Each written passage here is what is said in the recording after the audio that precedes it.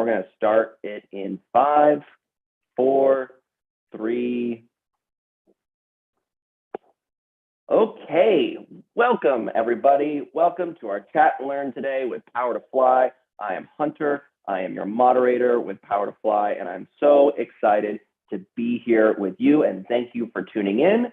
And we have an amazing speaker today who is also going to be teaching us a bit about what they are up to. So we're going to be jumping right in. So first, before we introduce our speaker, just a little bit of housekeeping. Please do, if you're watching this live right now, you can participate. You can ask questions in the chat. It's a great way to interact with us. You can also drop in feedback, ideas, and any questions we are happy to relay. You can also raise your hand at a certain point and you can come off, we can bring you off mute and you can ask your question live when we get to the Q&A section, which will be in a little bit. Okay, this is being recorded. So know if you come off mute, you will be recorded, and we will be sending in an email with the link to this so you can watch it later, because I know I'm going to be taking notes, so I love that replay to rewatch what we learn. Like we talked about, you can write in the chat, you can message me if you want to do it directly and be anonymous. I'm happy to read the question. If you want to private message me, Hunter, or you can just drop it in the chat and we can read it off from there. And you can also keep up with us on social media for @Power2Fly on all the things, and subscribe to our YouTube channel where you can watch other chat and learns and other awesome videos that we have. So today we will be partnering with Elastic, who is one of our Power2Fly partners. So feel free to jump over to their job page on the Power2Fly website. They have their own page. If you go to Power2Fly and type in the search box Elastic, you can see here's a screenshot, 291 jobs. Whoa, hey, a lot of jobs available. So we'll see how many jobs are live right now. We'll talk about that a little bit with our speaker in just a moment. But that's where you can look at job listings and learn more about Elastic. So super excited to introduce our awesome speaker today.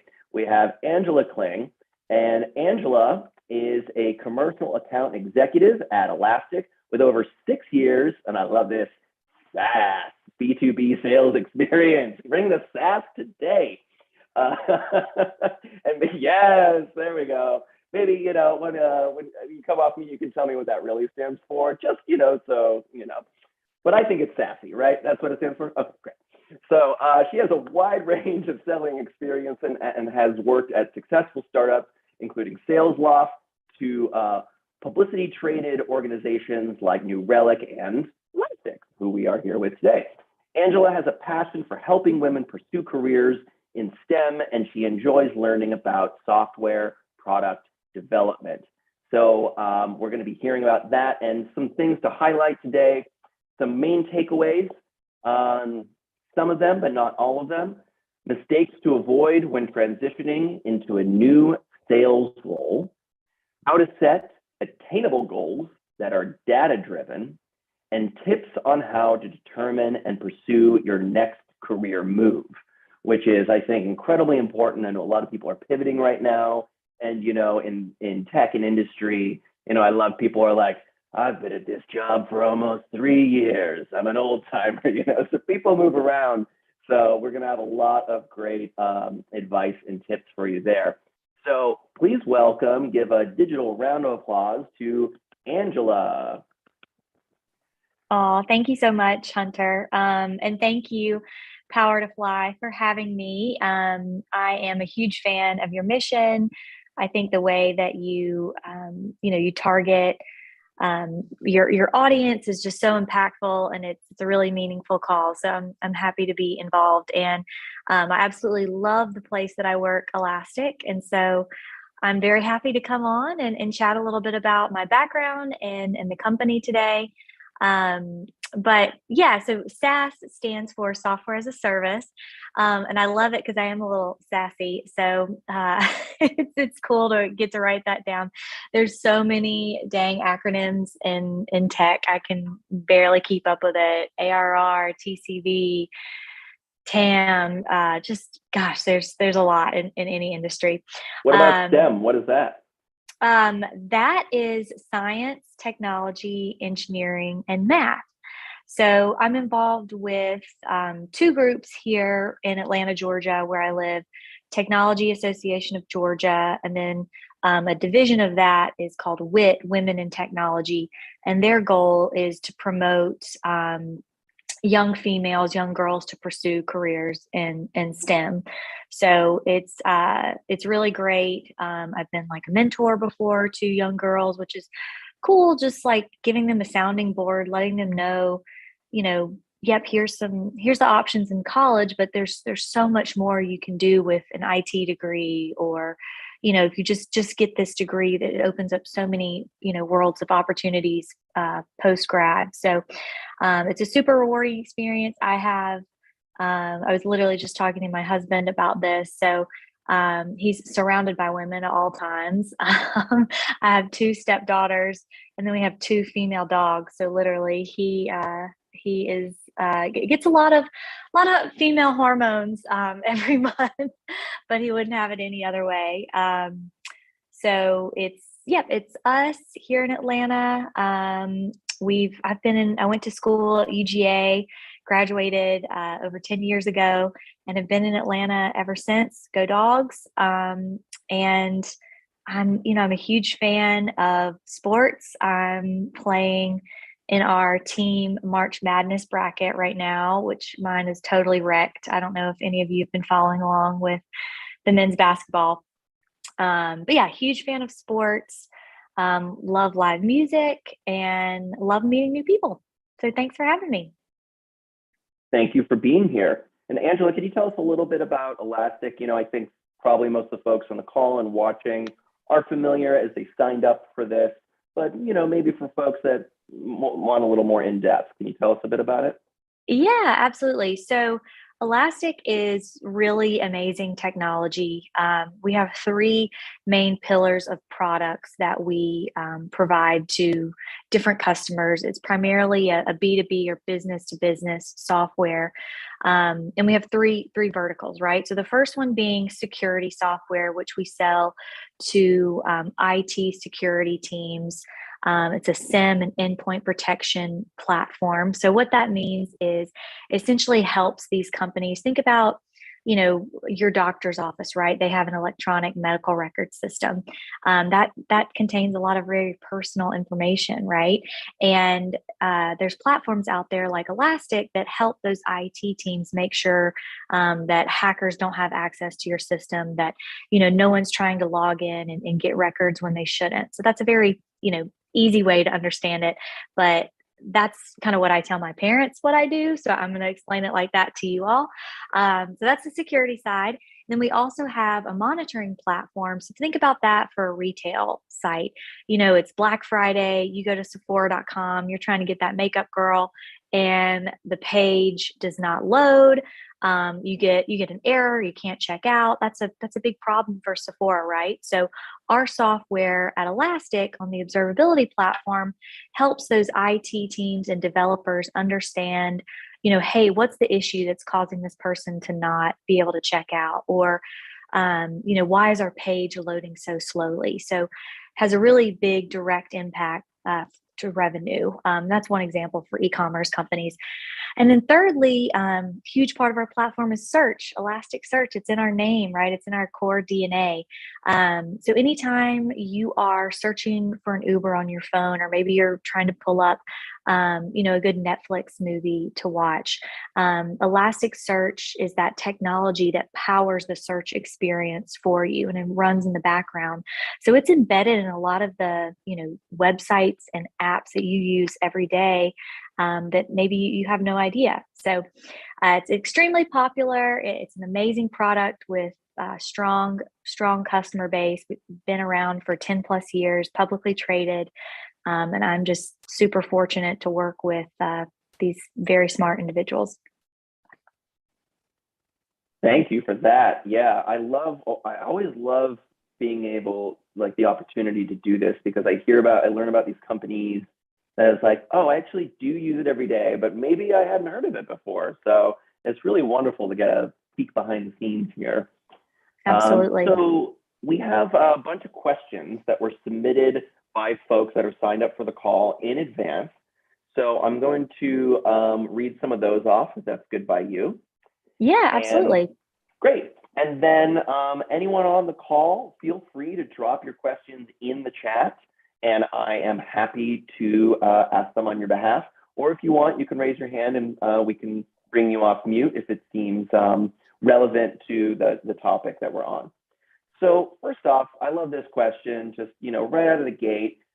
Someone wrote, what skills should I showcase if I'm looking to transition into a sales career in tech? So maybe let's give it a little context, right? You're in transition in this question, we're maybe pivoting. Can we talk about what do I want to highlight and what do I want to showcase if I'm stepping into maybe new territory?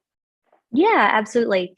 So I love this question too. And I think it takes a very special person to want to get into sales, because you are going to get, probably 98 no's out of 100 times. And, sales is really all about learning from those experiences and getting those two yeses, right? So, you're going to be getting punched down on the mat a lot, but it's really showcasing your ability to get back up, to have that resilience, to have that grit and determination to really go after your goal. I think that's super important and something that you want to showcase when you're talking to potential employers. It's always really good to have examples and stories prepared. Like, when you're thinking about interviewing, you can go to Google and type in, top sales questions, right? I still do that every time, I want to interview somewhere. I need to keep up and see what's going on and what are people asking now. So that's a great resource to start. And then think about those questions, think about how you're going to answer them and what data do I have behind it to support that. So, like, for example, I think it's super important to convey that you're coachable and willing to learn. And also a way that you can, convey that is talk about a time that you failed, be vulnerable, right? A lot of us, we don't have these natural abilities. We have to work really hard at something. And I think back to a time when I was at Sales Loft. I started my sales career as an SDR, which is pretty common in tech organizations. It's usually folks right out of college.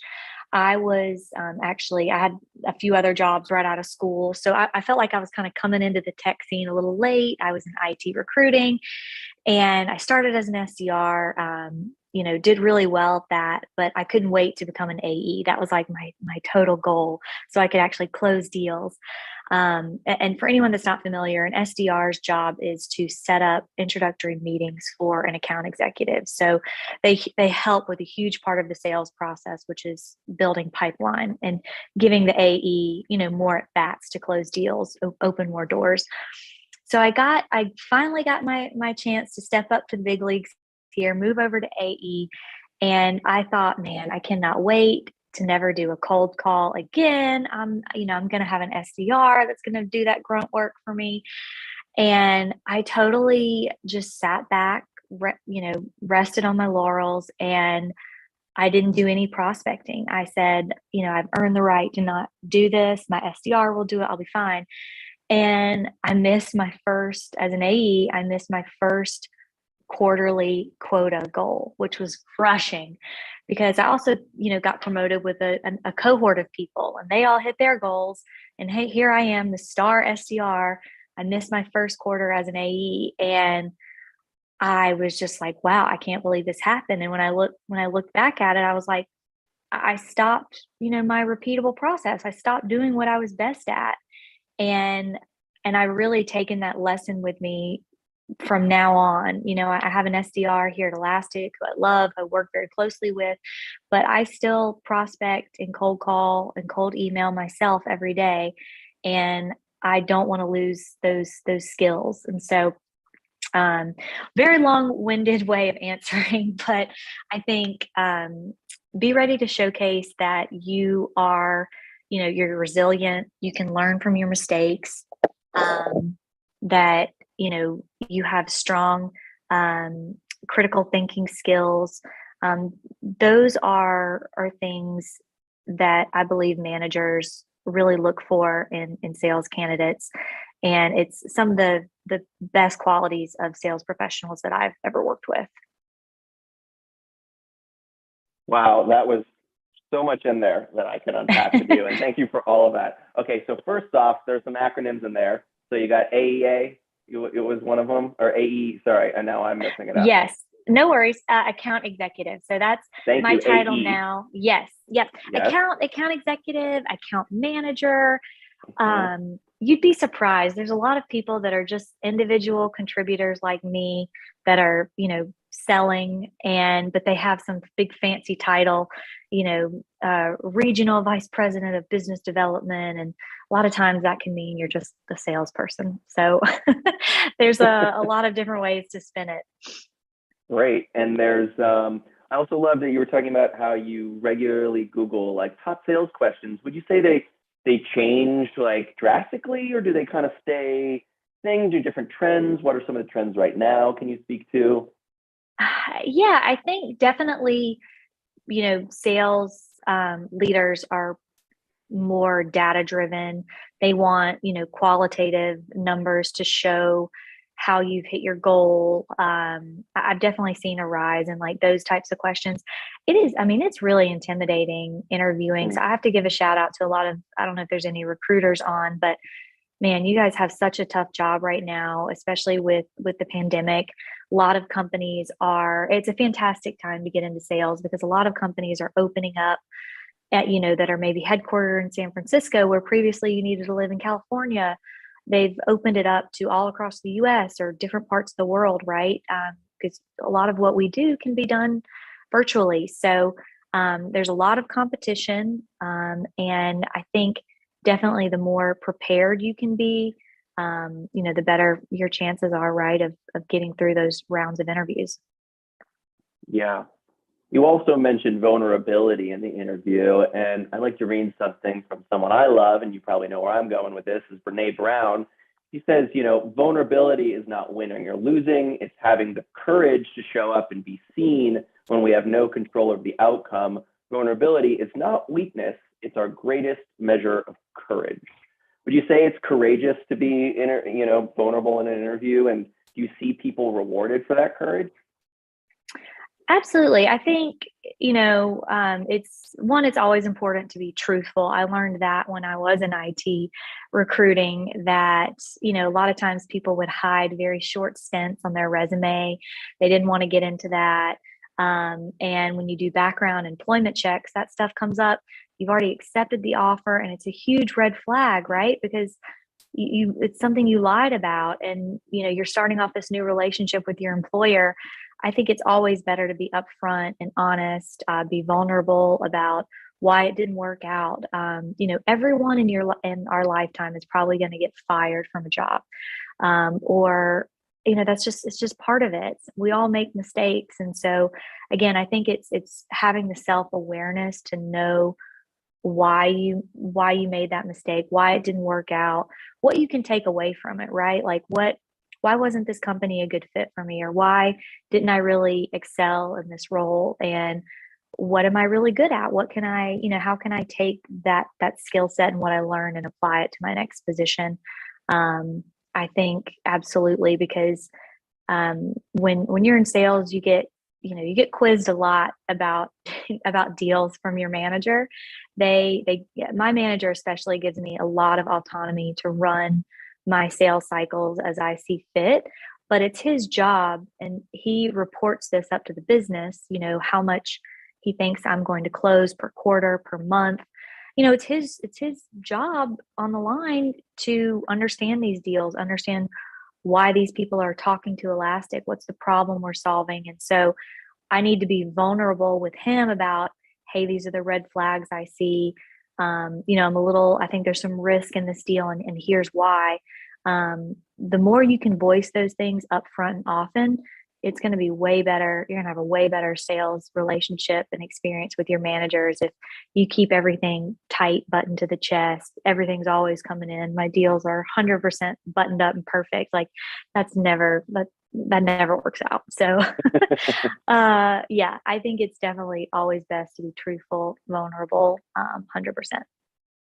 Yeah, and what I'm also hearing too is that the more honest you are or vulnerable, is they're looking to you for your expert opinion at that point, right? It's like this one seems a little risky, but it might be worth it if we're willing. Then they can count on you, and you're someone they can rely on.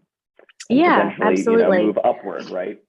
And one thing that I love actually about working at Elastic is they're very team oriented when trying to solve a challenge. Like my manager will say, so I have my core group of people that I work with is a solutions engineer. So it's a technical resource that's assigned to me that can have technical conversations because we sell a very technical product to technical buyers. So it can help me out there. I have an SDR, sales development rep, who helps me kind of build pipeline and identify companies that don't really know Elastic but could benefit from our software. And then I have my manager and my team. And something that they're really good about is when you voice these concerns or risks in a deal, we have a subject matter expert on our team for just security. We have a subject matter expert for just for application performance management. So he's like, hey, why don't we bring them into this conversation? Or why don't we bounce this idea off of this person in consulting? I know they dealt with this problem, last year. And so you don't have to do it alone. And I think, the more vulnerable you are about maybe some of the challenges you're experiencing or foreseeing, the more likely you are to get help and close the deal and overcome those. Mm-hmm. So you mentioned a word earlier that probably a lot of people are familiar with, and it's in our next question. So I'm going to highlight the word. Maybe you can give a little background on that, and then you can answer the question. So you mentioned prospecting, and this next question highlights that. Are there certain settings, for example, casual network events, random introductions through non-professional connections, etc., when it's not smart to prospect? How can we know when we're being innovative and creative versus risky, being inappropriate, depending on the setting? So can you talk about a little bit about what prospecting is, and then also jump in here? Yeah, absolutely. So I think of prospecting as the act of identifying potential good fits for your product. So here at Elastic, right, I talked about how we sell a security solution, we sell a observability solution, and we have a search product. The primary buyer for our security product is usually a VP of cybersecurity, a chief information security officer, a CISO. And there's usually a team of security analysts, security engineers. It's often called SOC, Security Operations Center. And so when I mean prospecting, I am usually going to LinkedIn. That's a very big network that I use to do my job. And most sellers have an assigned territory of what they work within. So for example, I'm in Atlanta, Georgia. I have companies headquartered in Georgia, 500 to 4,000 employees. That's one example of how your territory may be split up, right? So I can go on LinkedIn and I know I can look through companies headquartered here in Georgia, 500 to 4,000 employees, and I'll type for the word cybersecurity manager, for example. And there I get a list of potential prospects that could be a good fit for my software. So that's what I mean when I say the act of prospecting. And this is really what that sales development rep job does like 90% of the time, is they build lists like that. They cold call those lists. They email those lists several times with very targeted, personalized messaging of, hey, here's a little bit about Elastic. Here's the problems we solve. Let me know if this resonates with you and we can get a call set up type of thing. So one, when you're networking, it's great, right? If Elastic aligns it based on where you're located, because they'd love for us to go out, get involved in the local community. And so the hope is, right, I'm in Atlanta, I'm meeting other Atlanta professionals that hopefully would align to my territory. So your question was around, are there certain settings where it's not smart to prospect, or how do you know maybe when you're being innovative and creative versus being inappropriate? I have a good story on that too. So I think, in terms of sassy story, it's a sassy story. So in terms of being inappropriate, right? Like, I just think, first off, people are very cold calling is a big thing right now in sales. I see something every day on LinkedIn about, especially C-level people complaining about how many cold calls they get. You all probably get spam calls like everyone else, right? I get probably 3 or 4 a day. So think about someone with the CISO title. Every security company out there is trying to get their product into his or her hands. Can you define what that title is for us? Yes. Pause you there. Yeah, no problem. The CISO is Chief Information Security Officer. So it's a really there's a huge market of technology products that those individuals, could utilize. So they're already getting all the spam calls like me and you, right? The regular everyday people. And then they're also getting hit up probably by a lot of different sales reps. So I think you just have to, understand people's preferences, meet them where they are. If they've asked to not be called, don't call them. Try email, try LinkedIn, try video. There's a great little tool called Vidyard that I use to send personalized videos via email. And I have a little whiteboard and it has their name on there. So they know it's not just, random spam and something I'm blasting out to everyone. So I think meet them, where they are. I think cold texting a prospect is a little much. That would probably piss some people off. So I stay away from that one. In terms of like other inappropriate things, I mean, right? Like, don't you connect with someone on LinkedIn, like don't message them right away and try to get a meeting or try to sell them something. Try to start a conversation.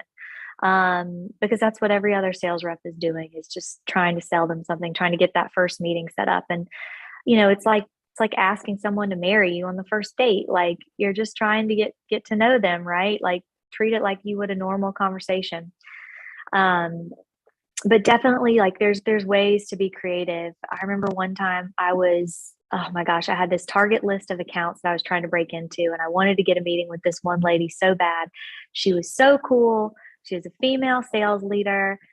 I just really admired her, and I could never get to her. She wasn't replying to my stuff. And I look on LinkedIn and I see that there's this guy that she's worked with for the past like 10 years. They've come together from different companies. And I'm like, they must know each other. And I look in our CRM and there's a cell phone number for him. And he's in sales too. So I call him up and I'm like, hey man, like, you don't know me from, anyone, but here's my name. I'm really trying to set a meeting with so-and-so. It looks like you two are really well connected on LinkedIn. What can I do to get my email to stand out? And he was like, send her a bottle of wine. And I was like, seriously? Here I am on, not a great salary as a sales development rep. I'm like, I'm about to go buy this VP of sales wine. It can't be $2 Chuck from Trader Joe's. So he's like, this is her favorite brand. So I send it to her, and she, funny enough, gets back to me. We get a meeting. I pass it off to the AE. They buy the software. But here's where it comes back full circle, and you never know, is literally about a year later, I'm interviewing candidates at our company for a CRO position, which is Chief Revenue Officer. So someone like the top of the food chain for the sales leader. I was on this team at Sales Loft that was involved in interviews. And here he's sits talking about how this, the sales development rep sent his wife a bottle of wine, and they drink it, all the time. It's one of their favorite wines. And I was like, oh my God, that was me. And it was just the coolest moment. And it was a great connection between us. And, I think about like that all the time, that you never know when things are going to come back full circle. Who you meet at some event could be your boss in a few years. So, I say just always keep it professional, be polite, try to connect on LinkedIn. As soon as you've met someone, don't try to sell them right away. Don't try to get something from them right away. Just try to establish a connection and a relationship. I love all of that. There's so many great pro tips in there. I love too the whiteboard thing with their name and the video. That's really a cool, fun, personalized thing you do. Yes, Vidyard. It's a free Chrome extension, and I need to be doing them more often. They are a little time intensive, and also let's be honest, with everything remote, I'm like, oh my gosh, all right, I got to do my hair, I got to do my makeup, I got to get out of these workout clothes.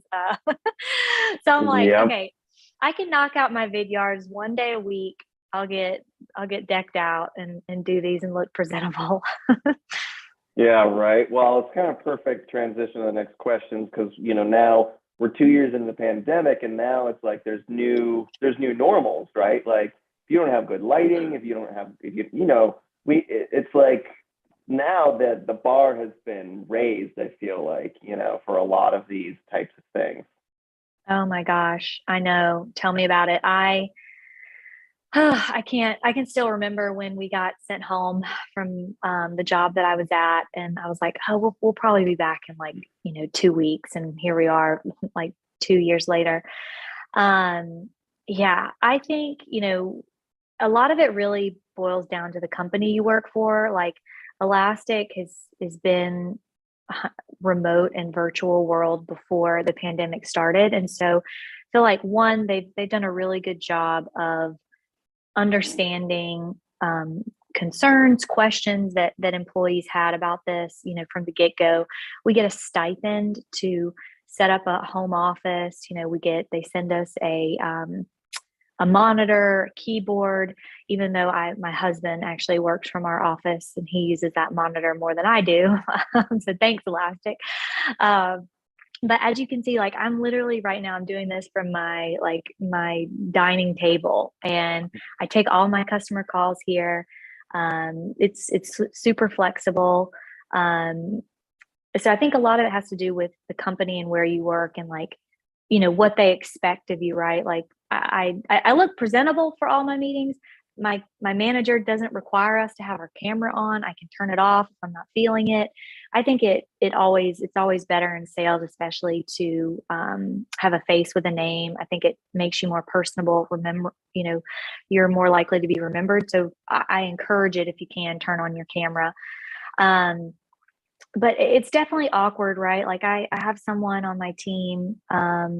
She has a committed deal right now for, so we're in our Q4 here at Elastic, which means it's our last quarter of like our ability to, earn revenue, and we project that revenue. We send that back to Wall Street. And, that's how a lot of publicly traded companies, that's a lot of what influences the stock price, right? And the ability of the company's, profitability for the future. And so Q4 is a really big crunch time in tech organizations. And she's got a deal that she said she committed, which means it's a stage in Salesforce, and all my future sellers will know out there that it's like, sometimes it's like signing in blood. You're like, okay, I will get this deal in no matter what it takes. And she felt really good about it. And unfortunately, the dev team who we sell to, developers, a lot of those developers are in Ukraine, and just given everything that's going on right now, she's like, I'm not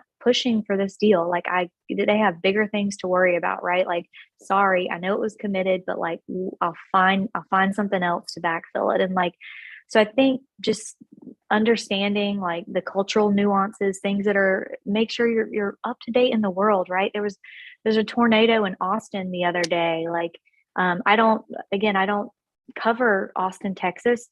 as a territory, but I may have some coworkers that are in Austin, or I may maybe some of my prospects, their company is based in Georgia, but they live in Texas. So like, I think it's just being really cognizant of that, giving people the option to work how they want. And then also understanding too, like something that's really big for us is when we're thinking back to prospecting, how did COVID affect this company? Like, I'm trying to sell right now or not sell, but I'm trying to get an introductory meeting with a company that does online exam proctoring. And they saw a 400% growth of revenue over the past 2 years because a lot of schools said, hey, we need some type of system and technology to administer tests virtually to make sure that no one's cheating, things like that, make sure it's super secure. Zoom, every sales rep in America probably has a license for that now. Their business exploded during the pandemic. So just be conscious of that because there's a lot of companies that took a big hit, these past 2 years and maybe aren't the best for your prospecting efforts. So I would just say those are some things to think about, given the state of the world right now. Yeah, absolutely. And I feel like you just answered the question, but I'm going to read it if there's anything else you want to add to it, which is we're now 2 years in the pandemic and we've shifted from in these uncertain times to a middle ground that feels more awkward than before. What is your take on selling and actively pursuing new clientele when there's still plenty of remaining uncertainty? So you're just speaking to like really taking in mind how was this company impacted, keeping up to date on, world events, local events. Is there anything else, we're pursuing new clientele when you're speaking this kind of like awkward time, which is, I think, an interesting question because it is like when we started lockdown, we know we're like, whoa, this is uncertain. We don't know what's going on. And now we're sort of figuring out a new normal and like, what is that? Yeah, no, I think the only thing I would add, and I've definitely felt what you mean. Like, so I've met a few, we're really, Elastic has encouraged us to, not really travel, get on planes, do a lot of travel unless absolutely necessary, right? They've been monitoring and they're very serious about this. But luckily my territory and a lot of my customers are in Atlanta, Georgia. And so I've emailed some of them to try to get lunch or coffee, meet in person. And, I'm like, I don't want, like, I want to throw it out there to see if they're okay with that. Like, I'm also putting in parentheses, like, I'm fully vaccinated. Like, again, I would never tell someone that, like, why would you need to? But yeah, so it just feels kind of awkward, but I'm like, I want them to know, like, in case they're wondering, or maybe they're very sensitive, about COVID. I also want to make sure that it's totally okay if they'd rather, we can do a virtual Zoom. I'll send them a Starbucks gift card and we can chat and have our coffee, virtually safely from our own home. So I totally get what you mean about it being awkward. I think we just have to adapt and still try to keep that like human connection if we can. Because I know meeting someone in person or just kind of taking the edge off. Like we did a virtual cocktail making class at Elastic with our customers, which was super cool. Got to see a lot of very high level people cut up a little bit. And yeah, so I think just, finding opportunities like that is really key. I love that. Here's a question to pivot a little bit. What are some lesser known metrics we can track ourselves and use to set new goals? Okay, what are some lesser known metrics? So I guess first it depends on, think about the outcome, right? So, and then work backwards from there. So what is it that you want your goal to be? Do you want, as a seller, do you want to 2x your quota? Do you want to be the rep on the team that has the highest renewal rate? Do you want to bring in more net new logos than anyone else? And what I mean by net new logos is when you're in sales, a lot of times as an account executive like myself, I have, you're given a list of companies, and some of that list are already paying customers that you are in charge of making sure they renew, but also expand, right? Like if someone's just using our security product, how can I talk to them and get them introduced to our search and our observability product and grow that revenue? So you have a list of install accounts, which is what we call it, which are paying customers. And then you have a list of greenfield accounts, which means these customers they spend $0 with Elastic. They may or may have not heard of us. They could be using a competitor, right? So maybe your goal is to be someone on the team that converts the most of those net new greenfield accounts to paying customers, right? So think about your end game and then work backwards from there. I think some other, goals that you could track that are not super like metric salesy focused are get out of your comfort zone a little bit, right? Like get involved and sign up to go to one community event per quarter or per month. Maybe you don't know a single person there, but it'll force you to kind of put yourself out there and work on some of those networking skills, right? Elastic, something that I have not taken advantage of yet is Elastic gives us a subscription to, so I talked about LinkedIn a little bit earlier, how I use that for prospecting, but they also have something called LinkedIn Learning, which gives us access to these courses that you can take, and they're, various topics. Some can be sales related. Some might be like how to have a difficult conversation with your manager. Maybe you disagree with something he or she says. Here's how you can handle that. Like there's some really great things out there. So maybe, encourage yourself to take one of those once a month. But some that I've, been testing out are, this is the first time in my selling career where I've had a multi-year number. So what that means is I have a number for, a dollar figure of sales that I need to hit for the year. But I also have out of that, number, that revenue that I'm supposed to bring in, certain portion of that needs to be in multi-year. So what that means is companies can sign a 1 year agreement with Elastic, a 2 year agreement, or a 3 year. And so I need to get a certain amount of those customers to sign up for that 2 and 3 year agreement, right? So I'm, something that I'm doing is I'm trying to start all my conversations with a 3 year deal. And I used to be really nervous, like, oh, their companies are totally going to say no. Why would they sign a longer term agreement? Like I used to just always start with a 1 year, and now I'm pushing myself to start with a 3 year, let them tell me no. And maybe we meet in the middle and sign a 2 year, right? So there's a lot of different things that you can leverage. I think it just really depends on what you want. One thing that I will caution you from though is, if you have goals or metrics around how much money you want to make, be very wary of those jobs that come in and they say, let's just use this hypothetical. Let's say you make $100,000 right now. And, this company reaches out to you and says, oh, our sales reps are making $250 a year, no problem. Like that could sound really enticing to you. Maybe your goal, is I want to make over 200K by the time I'm 30 or something. I don't know. Don't let that goal blind you from understanding the breakdown, right? Okay, well, I could make 250, but how many people on the team made that last year? How many people are actually hitting their numbers? Why is this job paying so well than what I'm making right now? Like, don't just take it for face value. I'd say really make sure to dig in and try to understand like kind of what's driving your goals. And especially if it's money related, just I've seen some people take big pitfalls with that. And like titles, an enterprise.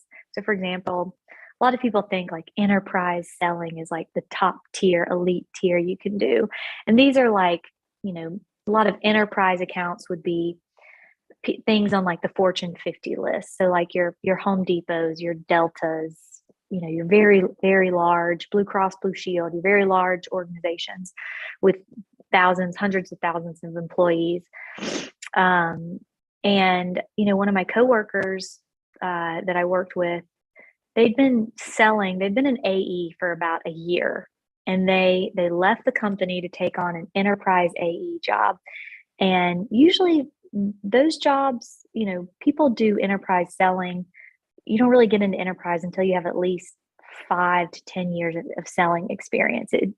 You have to work your way up, and for good reason. You need experience closing a lot of deals, learning from your mistakes. Like, you want to cut your teeth on those smaller opportunities and then start to grow and build bigger deals. But this coworker of mine got distracted by this big salary and this enterprise title. And I tell you, he was out of that company within 5 months because, I think he got distracted by the wrong things. And for me, I'd rather go somewhere where I can perform, I can hit my goals, I can learn, and the money will come, right? But to me, it's more important about, can I do well in this job versus having some big flashy title and some big salary or OTE that's impossible to hit. And sorry, I just realized I did another acronym. OTE is on target earnings. So it's a very common way that sales professionals are paid. So a lot of companies do, it's called a 50-50 split. Oh my God, I can't even believe I'm saying all this stuff. It sounds like a different language. So 50% of your earnings are your base salary, and then the other 50% are your commissions. And so you add those up and it's called your OTE. So if someone says it's 100K OTE for this role, that means your base salary would be, and it's a 50-50 split, that means your base salary would be 50K. And if you hit your annual number, your goal, you'll get 50K in commission. Thank you for that. That's fantastic. No worries. I realized, oh gosh, let me clarify. Oh, it's fantastic. It's great. Crash course. We're getting some great comments coming in from the chat. And also I had a message coming. Yes, this is a master class. That really is true. I love that. You spoke of some resources earlier, and I had a question that came to me that said, any recommendations or resources for continued sales training? Yes. Oh my gosh. There's so many great resources. Wow. Okay. So first of all, there's so Paloma, get your fingers ready. Type this in the chat for us. Okay. There's so many things that you can get for free. So I started, LinkedIn, number one, is the best place to look for free content, I found. Some people that I really like following on LinkedIn that put stuff out there for free, and they do it in very small, digestible tips.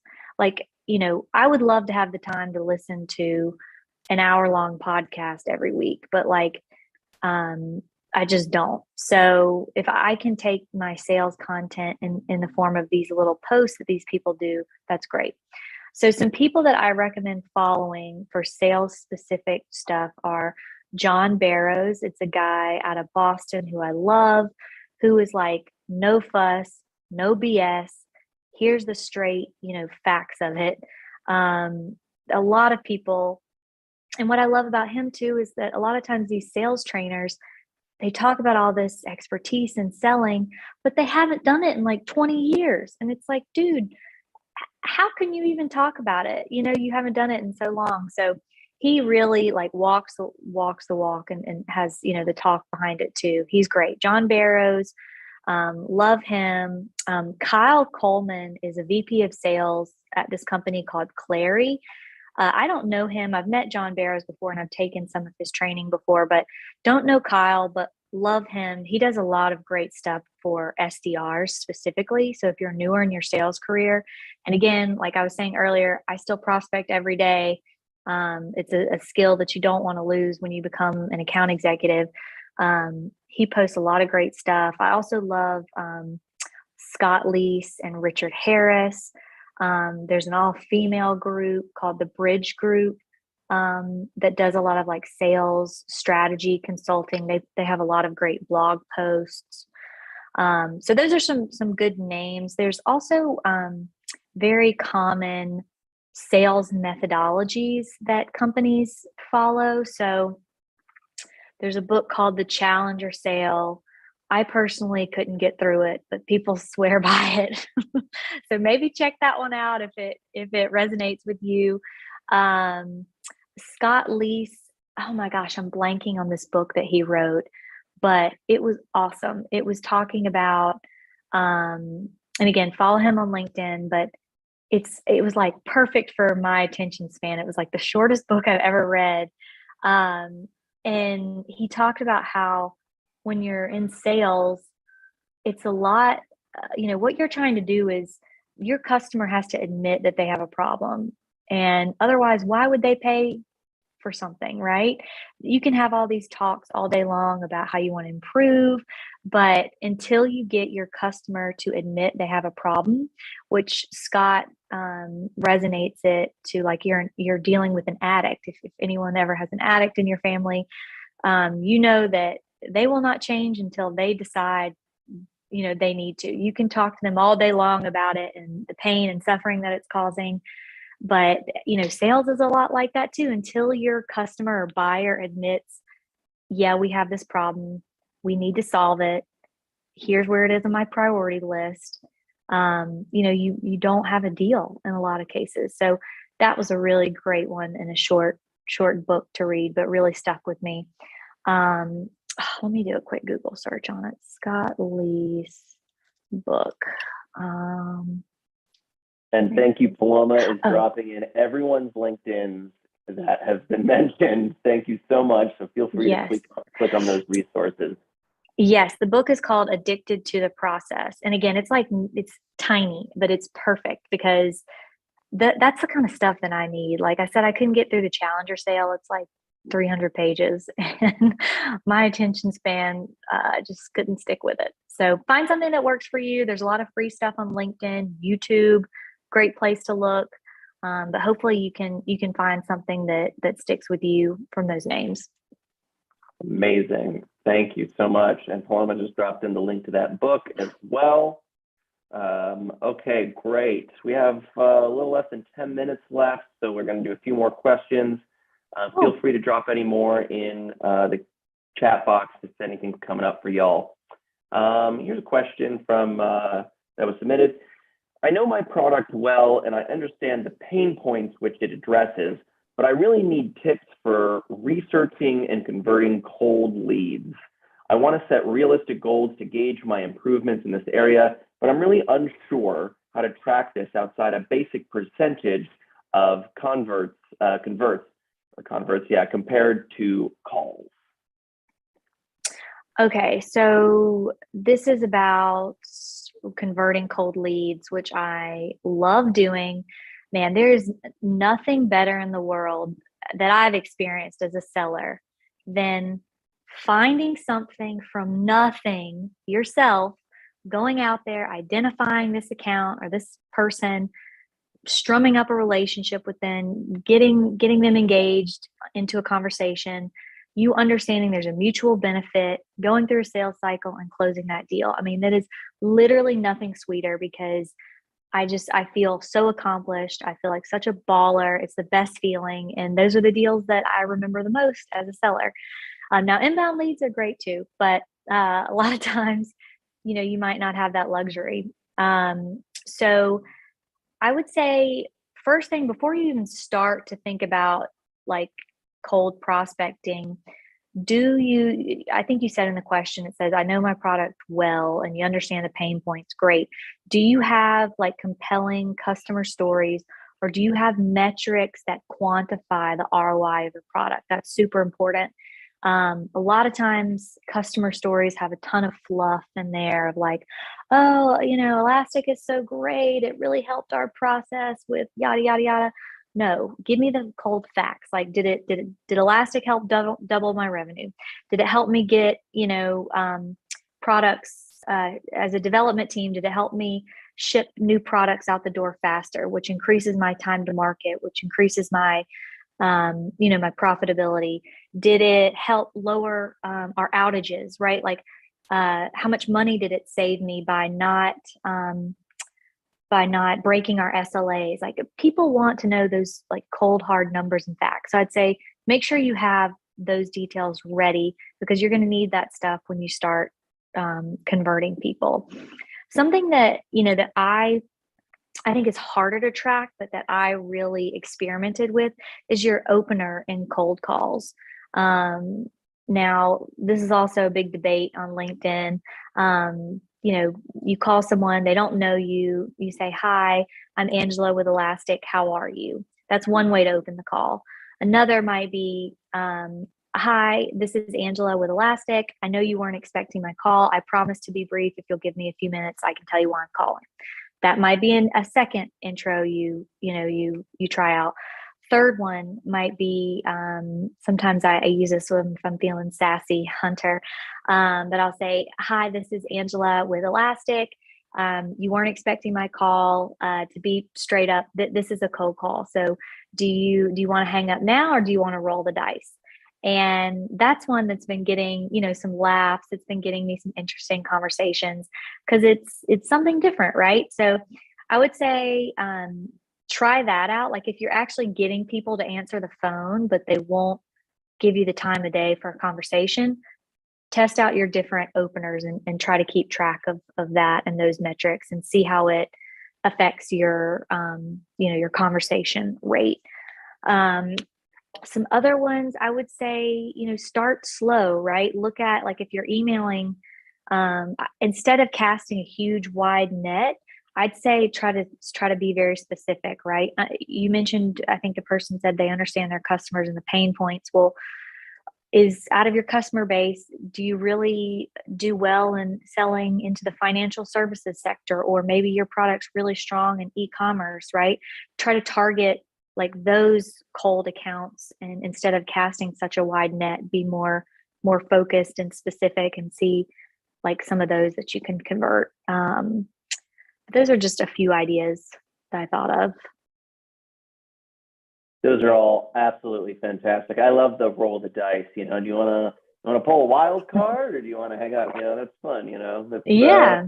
It gives them a little bit of your personality and it gets us out of the, because sometimes you just answer the phone and it's an actual robot. So it's nice to know that there is a human on the other side of the call. Absolutely. Well, these are all great questions. We only have a couple more minutes.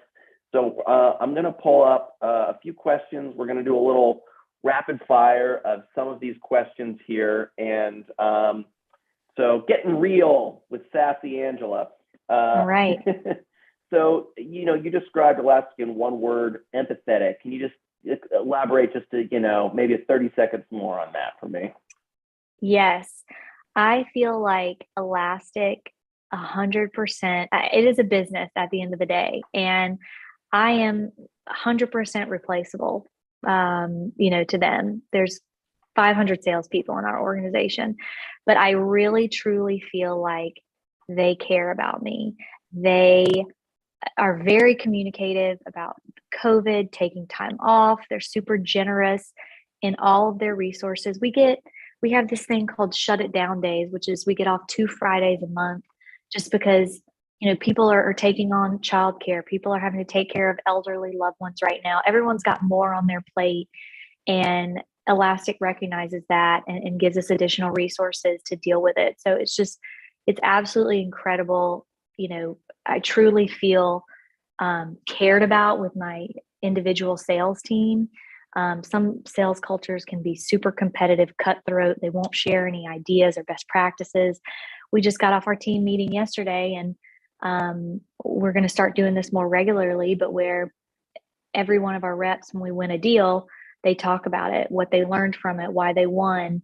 And we're all sharing and leveling up and getting better together as a group. And it's just, I could go on about that one for a while, but it's really incredible. And I feel like I'm part of a team and that I'm truly cared about here at Elastic. Fantastic. We have 1 minute left. I'm going to read your second answer. What's your favorite part about working at Elastic? You said flexibility, autonomy, support I receive every day.